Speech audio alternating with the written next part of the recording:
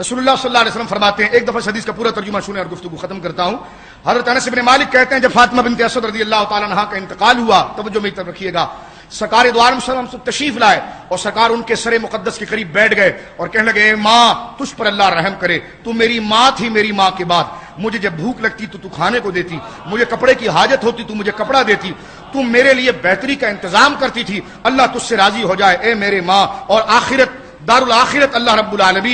رب العالمین دنیا و آخرت میں تجھے اپنی رضا کی چادر سے ملبوس کر دے۔ پھر حضور نے حکم دیا کہ میری ماں کو 3 دفعہ غسل دیا جائے، اور پانی جب لایا گیا تو اس میں کافور تھا، سرکار نے اس میں اپنے ہاتھوں کو داخل کیا اور پھر سرکار نے اپنا جبہ مبارک بھی عطا فرمایا اور فرمایا خائیہ وکفنھا، خاص طور پر میری ماں کو اس سے کفن دینا ہے۔ جسے آپ پڑھتے ہیں نا ایاک نعبد، تیری ہی عبادت کرتے ہیں، تو خاص طور پر میری ماں کو اس سے گویا کہ کفن دینا ہے۔ پھر حضور نے بلایا اسامہ بن زید کو، ابو ابی انصاری کو، سیدنا فاروق اعظم کے غلام اسود کو، حکم دیا قبر کھودو۔ جب قبر کھودی گئی، جب لحد کے قریب پہنچ گئے، کیونکہ لحد گڑا یوں کھود کے یوں کھودا جاتا ہے، تو جب یہ چیز تیار ہو گئی اور لحد کھودنے کی گویا کہ بات جب آ گئی تو سرکار دو عالم خود بھی تشریف لے آئے اور سرکار نے ان میں ہاتھ بٹایا، اور پھر سرکار اپنے معصوم ہاتھوں سے، دست مبارک سے، وہ ہاتھ جسے خدا اپنا ہاتھ کہتا ہے، اس سے سرکار اس قبر سے مٹی باہر نکالتے تھے۔ پھر جب قبر تیار ہو گئی، سرکار قبر شریف میں تشریف لے گئے اور سرکار لیٹ گئے اور لیٹ کر حضور نے فرمایا، اللہ الذی یحیی و یمیت وہو حی لا یموت، اے اللہ تو حی ہے، تو ہی زندہ رکھنے والا ہے، تو ہی مارنے والا ہے، اور تو ہمیشہ سے حیات ہے، تجھے موت نہیں ہے۔ اغفر لی امتی فاطمہ بنت اسد، میری ماں فاطمہ بنت اسد کو بخش دے،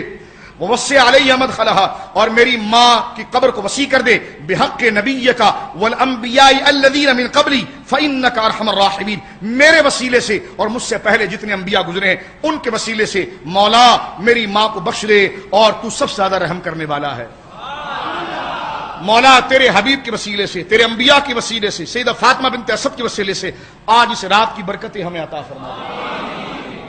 اور حدیث میں آگے جملے موجود ہیں کہ سرکار نے 4 تکبیریں پڑھی، لحد میں اتارا، اور حضرت عباس اور حضرت ابو بکر نے لحد میں اتارا۔ آخر میں ایک بات سن لیجئے، اس حدیث کے اندر ایک راوی ہے، فیہ روح بن صلاح وثقہ ابن حبان وثقہ ابن حبان والحاکم وفیہ ضعف وبقیۃ رجال الصحیح۔ اس اعتراض کا ذرا جواب سن لیجئے۔ امام حشمی کرتے ہیں اس میں کہ راوی ہے روح بن صلاح، اس کو امام ابن حبان نے صحیح کہا ہے کہ یہ راوی ثقہ ہے اور درست ہے، اور امام حاکم نے بھی اس کی توثیق کی ہے، فیہ ضعف، لیکن اس میں ضعف موجود تھا، وہ بقیۃ الرجال ورجال الصحیح، اور باقی جتنے بھی راوی ہیں وہ صحیح بخاری مسلم کے راوی ہیں۔ وہابی کو جواب نہیں بنے گا تو یہاں آپ کو پکڑے گا، کہے گا کہ جناب دیکھو راوی ضعیف ہے۔ میں نے کہا ضعیف تو لکھا ہے، لیکن اس سے پہلے یہ لکھا ہے کہ ابن حبان نے اس کو صحیح کہا ہے، توثیق کی ہے کہ راوی درست ہے، اور گویا کہ